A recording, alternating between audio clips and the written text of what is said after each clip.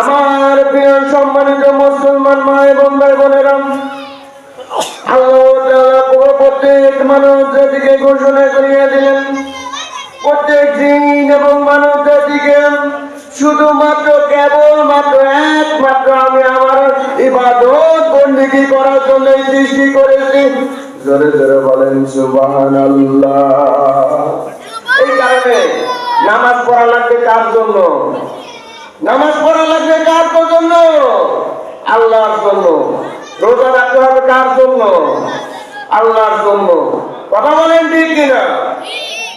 আল্লাহ তাআলা মানব জাতিকে ঘোষণা করিয়া দিলেন, বান্দা তোমরা ওযু এবং নামাজের মাধ্যমে আমার কাছে চাও, তোমরা ওযু এবং নামাজের মাধ্যমে আমার কাছে চাও, আমি আল্লাহ তাআলা তোমার মনের আশা টানা পূরণ করে দেব। জোরে জোরে বলেন সুবহানাল্লাহ। এই কারণে আল্লাহ তাআলা বলেন, তোমরা উত্তম রূপে ওযু করেন, উত্তম রূপে নামাজ পড়েন, মুনাজাতের মাধ্যমে আমার কাছে চাও, আমি আল্লাহ তাআলা তোমার মনের আশা টানা পূরণ করে দেব। জোরে জোরে বলেন সুবহানাল্লাহ। এই কারণে ওযু করার পূর্বে আমাদেরকে পানি ব্যবহার করা লাগে কিনা? ওযু করার জন্য আমাদের অন্তরে নিয়ত থাকা দরকার। কথা বলেন ঠিক কিনা? বান্দা যখন ওযু করে,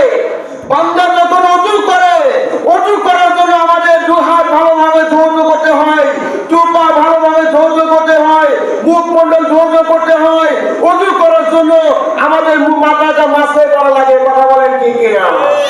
হাদিস শরীফে বর্ণিত আছে, বান্দা যখন ওযু করেন দুই পা ভালোভাবে ধৌত করেন, ওযু করার উদ্দেশ্যে বান্দা যখন নিয়ত করেন, নিয়ত করার কারণে আল্লাহ তাআলা তার অন্তরের সমস্ত গুনাহ খাতা মাফ করে দেন। জোরে জোরে বলেন সুবহানাল্লাহ। শুধু তাই নয়, বান্দা যখন ওযু করেন, ওযু করার জন্য যখন দুই হাত ভালোভাবে ধৌত করেন, দুই হাত ভালোভাবে ধৌত করার কারণে আল্লাহ তাআলা ওই ওযুর পানির মাধ্যমে হাতের সমস্ত গুনাহ খাতা মাফ করে দেন। জোরে জোরে বলেন সুবহানাল্লাহ। শুধু তাই নয়, বান্দা যখন ওযুর মাধ্যমে দুটি পা ভালোভাবে ধৌত করেন, দুটি পায়ের পা ভালোভাবে ধৌত করার কারণে আল্লাহ তাআলা ওযুর পানির মাধ্যমে তার পায়ের সমস্ত গুনাহ খাতা মাফ করে দেন। জোরে জোরে বলেন সুবহানাল্লাহ। শুধু তাই নয়, ওযুর মাধ্যমে আল্লাহ তাআলা আমার আপনার চোখের পানির কারণে, পানির সাথে ধোয়ার সাথে সাথে আল্লাহ তাআলা চোখের সমস্ত গুনাহ খাতা মাফ করে দেন। মুখমণ্ডল ধৌত করার কারণে আল্লাহ তাআলা মুখের সমস্ত গুনাহ খাতা মাফ করে দেন। আল্লাহ বলেন সুবহানাল্লাহ। আচ্ছা বলেন তো, আমার আপনার হাতের গুনাহ আছে কি নাই? আমার আপনার হাতের গুনাহ আছে কি নাই? আমার আপনার পায়ের গুনাহ আছে কি নাই? আমার আপনার চোখের গুনাহ আছে কি নাই? আমার আপনার অন্তরের গুনাহ আছে কি নাই? আল্লাহ তাআলা বলেন, তোমরা ওযু করে সুন্দরভাবে যাই নামাজে দাঁড়িয়ে ওযুর মাধ্যমে যারা মহান আল্লাহ তাআলার কোরআনকে মুহাব্বত করবে, নামাজকে মুহাব্বত করবে, ওযু এবং নামাজের কারণে আমি আল্লাহ তাআলা তার অন্তরের, হাতের, পায়ের, চোখের সমস্ত গুনাহ খাতা মাফ করে দিলাম। আল্লাহ বলেন সুবহানাল্লাহ। শুধু তাই নয়, আল্লাহ তাআলা আরো ঘোষণা করিয়া দিলেন, বান্দা শুধু ওযুর মাধ্যমে নয়, ওযু করে তোমরা 5 ওয়াক্ত নামাজ পড়ো, ওযু করে নামাজকে বেশি বেশি মুহাব্বত করো, আমি নামাজের মাধ্যমে বান্দার সমস্ত গুনাহ খাতা মাফ করে দিয়ে তার জন্য আমি নেকি লিপিবদ্ধ করে দেই। জোরে জোরে বলেন সুবহানাল্লাহ। এই নামাজের এত দাম, এই নামাজের যে এত দাম, যারা নামাজ পড়ে, নামাজ সম্পর্কে যারা কোরআন হাদিস পড়েছে, একমাত্র তারাই বুঝতে পারবে। কথা বলেন ঠিক কিনা? নামাজ আছে, আমার আপনার মুসলমান পরিচয় আছে, নামাজ নয় আমার আপনার কোন মুসলমানের কোন পরিচয় নাই। কথা বলেন ঠিক কিনা? আল্লাহ তাআলা মানব জাতিকে ঘোষণা করিয়া দিলেন, এইভাবে বান্দা যখন নামাজ পড়ার উদ্দেশ্যে যখন যাই, নামাজে দাঁড়িয়ে যায়, স্বয়ং সে যেন মহান আল্লাহ তাআলার সামনে দণ্ডায়মান হয়ে যায়। জোরে জোরে বলেন সুবহানাল্লাহ। শুধু তাই নয়, বান্দা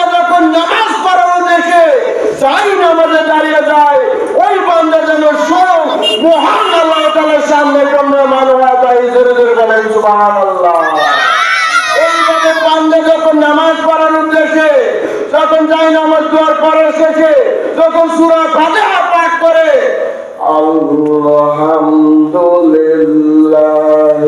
রাব্বিল আলামিন জোরে বলেন সুবহানাল্লাহ।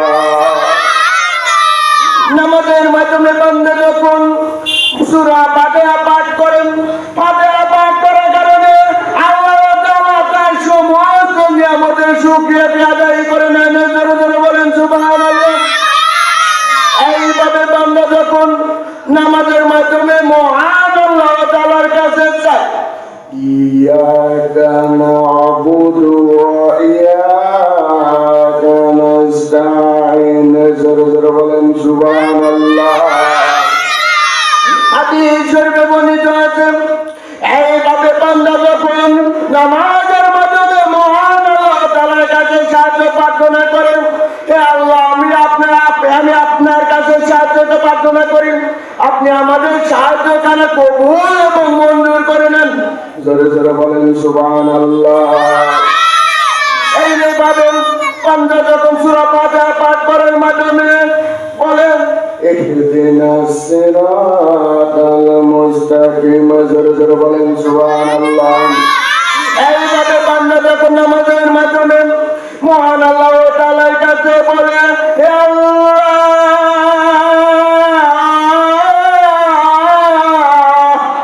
আপনি আমাদেরকে সহজ সরল পথ প্রদর্শন করেন। জোরে বলেন সুবহানাল্লাহ। এইভাবে বান্দা যখন নামাজের মাধ্যমে মহান আল্লাহ তাআলার কাছে চাই, আল্লাহ তাআলা বলেন তোমরা নামাজের মাধ্যমে আমার কাছে যাও, আমি তোমার সমস্ত আনাকানে পূরণ করে দেব। শুধু তাই নয়, এই নামাজ হলো মহান আল্লাহ তাআলার জান্নাত পাওয়ার আসল চাবি। কথা বলেন ঠিক কিনা? জান্নাত পাওয়ার আসল চাবি হলো নামাজ। কারণ বিশ্ব নবী মায়ের নবী জনাবে মুহাম্মদ রাসূলুল্লাহ সাল্লাল্লাহু আলাইহি ওয়াসাল্লাম ফরমান, এই নামাজ হলো জান্নাতের চাবি। সুবহানাল্লাহ বলে। নামাজ হলো জান্নাতের চাবি। নামাজ আছে আমার আপনার জন্য জান্নাত ও তালা খোলা, নামাজ নাই আমার আপনার জন্য জান্নাতের রাস্তাটা বন্ধ। কথা বলেন ঠিক কিনা? এই কারণে আমাদের সবাইকে নামাজি হইতে হবে। কি হইতে হবে?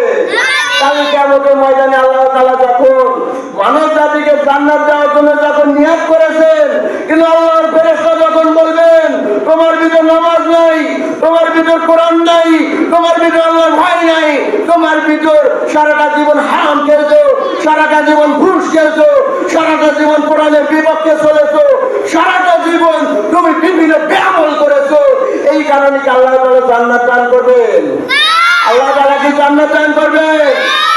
জান্নাত পাওয়ার জন্য সর্বপ্রথম আমার আপনার নামাজকে পবিত্র করতে হবে। কথা বলেন ঠিক কিনা? নামাজ পড়ে যদি আমার আপনার ভিতর থাকেন, কাল কিয়ামতের ময়দানে আল্লাহ তাআলা এই নামাজই আমাদের কারণে আল্লাহ তাআলা জান্নাত ওয়াজিব করে দিবেন। জোরে বলেন সুবহানাল্লাহ। এই দুনিয়ার বুকে যার বেশি বেশি টাকা পয়সা আছে, এই দুনিয়ার বুকে যার বেশি বেশি টাকা পয়সা আছে, মানুষজন মানব জাতি ওই সমস্ত ব্যক্তিদেরকেই বেশি বেশি দাম দেয়। কথা বলেন ঠিক কিনা? কিন্তু আল্লাহ তাআলা বলেন আমার কাছে টাকা নয়, আমার কাছে কোটি টাকা নয়, আমার কাছে লাখ টাকা নয়, আমার কাছে দামি হলো নামাজ, ঈমান এবং আমলের। জোরে বলেন সুবহানাল্লাহ। ওই কবরের ভিতর আমার আপনার টাকা পয়সা কোনো সাক্ষী দেবে না। কথা বলেন ঠিক কিনা? ওই কবরের ভিতর এই নামাজ আর নামাজ ছাড়া কোন টাকা পয়সা আমাকে আপনাকে কবরের সাথে হবে না। কথা বলেন ঠিক কিনা? এই কারণে বন্ধু যদি বানাইতে হয়, নামাজ ওয়ালাদেরকে বন্ধু বানানো লাগবে। কথা বলেন ঠিক কিনা? বন্ধু যদি বানাইতে হয়, কোরআন ওয়ালাদেরকে বন্ধু বানানো লাগবে। বন্ধু যদি বানাইতে হয়, ইমানদার ব্যক্তিদেরকে বন্ধু বানানো লাগবে। কারণ বন্ধু যদি আমি আপনি নেশাখোরদেরকে বানাই, তাহলে কিয়ামতের ময়দানে আল্লাহ তাআলা ওই সমস্ত নেশাখোরদের সাথে হাসর নাসর করাইবেন। কথা বলেন ঠিক কিনা? এই কোরআনকে যদি আমি আপনি বন্ধু বানাইতে পারি, নামাজকে যদি আমি আপনার বন্ধু বানাতে পারি, আল্লাহ দেওয়া ঈমান এবং আমলকে যদি আমি আপনার বন্ধু বানিয়ে আমি আপনি যদি কবরে যেতে পারি, এই নামাজ, এই কোরআন, এই আল্লাহর ভয় আমাকে আপনাকে কবরে সাক্ষী দেবে। এই পৃথিবীতে কোটি একটা কোটি টাকা আপনাকে আমাকে কবরে সাক্ষী দেবে না। কথা বলেন ঠিক কিনা? দুনিয়ার বুকে যার কোটি কোটি টাকা পয়সা আছে, আল্লাহ তাআলা তাদেরকে দাম দিবেন না। আল্লাহ তাআলা বলেন, এই কুরবানি আমার জন্য। কুরবানি করতে হবে কার জন্য? কুরবানি করতে হবে আমার জন্য। যারা কুরবানি করে, কুরবানির গোশত মহান আল্লাহ তাআলার কাছে পৌঁছায় না, কুরবানির রক্ত মহান আল্লাহ তাআলার কাছে পৌঁছায় না, এমনকি কুরবানির চামড়া মহান আল্লাহ তাআলার কাছে পৌঁছায় না, পৌঁছায় মহান আল্লাহ তাআলার উদ্দেশ্যে তারা কুরবানি করেছে। কথা বলেন ঠিক কিনা? যার নিয়ত ভালো, অন্তর ভালোতে পাই সব ভালো, অন্তর খারাপতে পাই সব খারাপ। কথা বলেন ঠিক কিনা? এই কারণে কুরবানি দিতে হবে একমাত্র আল্লাহর জন্য। এমনও মুসলমান আছেন, এমনও মুসলমান আছে কুরবানি দেয় মহান আল্লাহ তাআলার উদ্দেশ্যে না দেয়া লোক দেখানোর জন্য অনেকেই কুরবানি দেয়। কথা বলেন ঠিক কিনা? হাদিস শরীফে বর্ণিত আছে, যারা লোক দেখানোর জন্য নামাজ পড়লো, যারা লোক দেখানোর জন্য কোরআন পড়লো, যারা লোক দেখানোর জন্য কুরবানি দিল, যারা লোক দেখানোর জন্য ঈমান আনলো, সেই ব্যক্তি যেন স্বয়ং শিরক গুনাহ করলো। জোরে জোরে বলে নাউযুবিল্লাহ। এমনও হাজী সাহেব আছেন, মহান আল্লাহ তাআলার উদ্দেশ্যে হজ না করে লোক দেখানোর জন্য হজ আদায় করে। আছে কি নাই? এমন হাজী সাহেব আছে রে বাজান। এমনও আমার সম্মানিত প্রিয় মুসলমান মা এবং ভাই বোনেরা, এমনও কুরবানি দাতা আছেন, মহান আল্লাহ তাআলার উদ্দেশ্যে কুরবানি না হয় লোক দেখানোর জন্য কুরবানি করে। কথা বলেন ঠিক কিনা? এমনও কুরবানি আছে, আমার পাশের বাড়ি একজন 1,50,000 টাকা দামের গরু কিনছে। আমি যদি 2.5 লক্ষ 3 লক্ষ টাকা দামের গরু না কিনি, লোকে আমাকে সম্মান দিবে। এই নিয়তে কুরবানি আছে কি নাই ভাই? এই নিয়তে কুরবানি যারা দেয়, এই লোক দেখানোর জন্য যারা কুরবানি দেয়, ওই লোক দেখানো কুরবানি মহান আল্লাহ তাআলার কাছে পৌঁছায় না। কথা বলেন ঠিক কিনা? শুধু তাই নয়, যারা কুরবানি দেন, 7 ভাগে যারা কুরবানি দেন, একজনের টাকা যদি হারাম হয়ে যায়, সমস্ত জনের কুরবানিরা নাপাক হয়ে যায়, না যায়। কথা বলেন ঠিক কিনা? এই কারণে আমি আপনাদের সবাইকে আরজ করব, আপনারা যারা কুরবানি দেন, একটু লোকজন দেখা কুরবানি দেন, একটু লোকজন দেখা কুরবানি দেন। যারা সুদখোর তাদেরকে কুরবানি দেওয়া থেকে বন্ধ রাখবেন। যারা ঘুষখোর, যারা কোনোদিনও নামাজ পড়ে না, যারা সারা জীবন হারাম খায়, তাদের সাথে কখনো কুরবানি দেওয়া যাবে না। যারা ঘুষ খায়, ঘুষের টাকা দিয়ে কুরবানি চলে। যারা সুদ খায়, সুদের টাকা দিয়ে কুরবানি চলে।